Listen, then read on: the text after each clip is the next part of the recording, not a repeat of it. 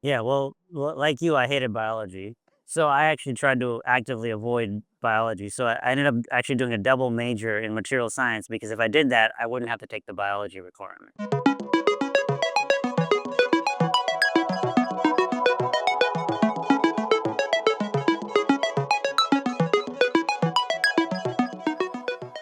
So let me go backwards. I was like a physics-minded person, if that makes any sense. And for those of you, we have these nightmares of whether it's biology or chemistry or physics. There is a different, I think, way that you see the world depending on these, I think, like an affinity towards um, one discipline or the other. And it also then translates, I think, in the type of profession if you're going to go into the sciences or engineering.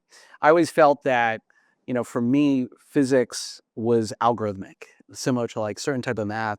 And so my passion when I was really young was how to build algorithms and write code. What I ended up realizing much, much later was the ability to simulate different types of systems was really what I was more passionate about. So these like juxtapositions between, and I almost feel like that's more of a biological or biochemical type of approach, and yet I always struggled with chemistry, and I don't know, I could never understood biology. It was just this nebulous bunch of stuff I had to memorize. I always felt like, tell us a little bit about kind of that journey, because you just described almost the exact opposite feeling that I had about chemistry and computer science.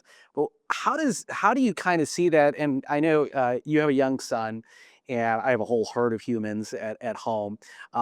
When you're growing up and you're experiencing all these different types of disciplines, and probably similar to you, there's this pressure from family of, hey, you've got to either be a doctor or an engineer. At least for those of us who are brownish and have all those people over there yelling at me all the time of, hey, why didn't you become a doctor? I know you actually have your doctorate. How do you go through that process? And do you see with having a son or seeing classmates that journey of the way the brain looks at information from those different types of science disciplines or engineering disciplines?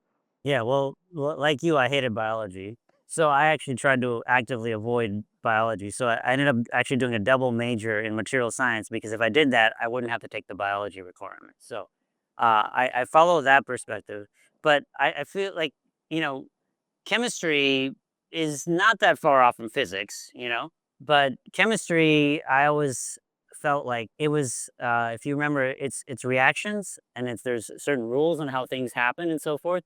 And for some reason, I could visualize what was happening. Physics was always hard for me because some of it I couldn't visualize, right?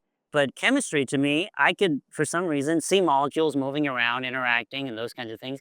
Whenever I could put things into a physical form, it was a lot easier for me. So I always visualized reactions and processes in chemistry, and that helped me with memory a lot. Somehow, I understood physical chemistry a lot better than any other chemistry, and that was the hardest for a lot of people.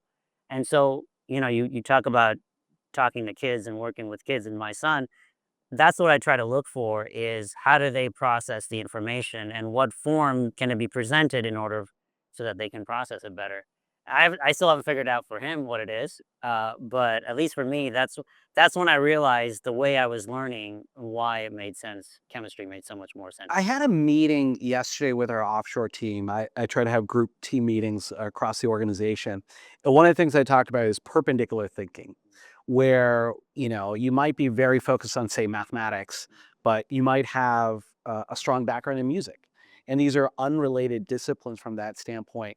Do you feel like at all there were these unrelated disciplines that helped you either maybe even advance your understanding of chemistry that had nothing to do with chemistry? Yeah, I think so because the fields that I'm working in now is in drug development. The standard types of people are really chemistry, pure chemistry folks. Chemistry or biology folks that really understand molecules and how they interact with things. But I come at it more from the engineering side, and from that perspective, I see things more as an engineer as problems to solve and more, like I said, physical things that need to happen in the drug development process. And so, whenever I've come at this, it's always been interdisciplinary.